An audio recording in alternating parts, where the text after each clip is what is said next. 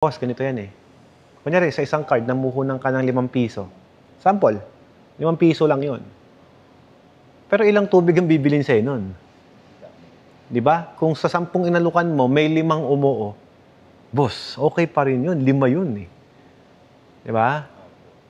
At least may nakuha ka. Ay ako nga, tinatsaga ko nga dati, 3 lang sa isang araw eh. 3 customer. 3 customer lang. 3 lang yung umuo. 10 inalo ko, 3 yung umuo. Tinatsaga ko yun, boss. At least di zero. Di ba? Yung may isang umuo, it's one proof na, uy, may pag-asa. Di ba?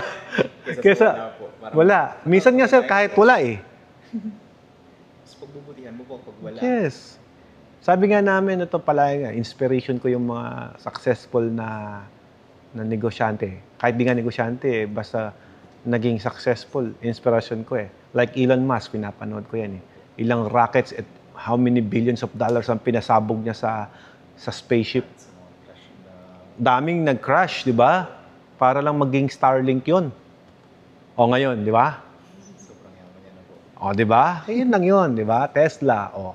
Di ba? Alam mo yan, yung mga parang suntok sa buwan.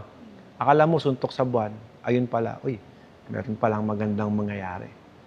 So that is, ganoon naman ang negosyo, boss eh. We never know.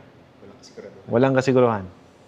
Unless, maging consistent ka, maging, you call this, consistent and good quality, hindi ka tumitigil sa marketing, you never stop. Hanggat di nawawala yun, boss. Meron at meron yan. Imposibleng wala.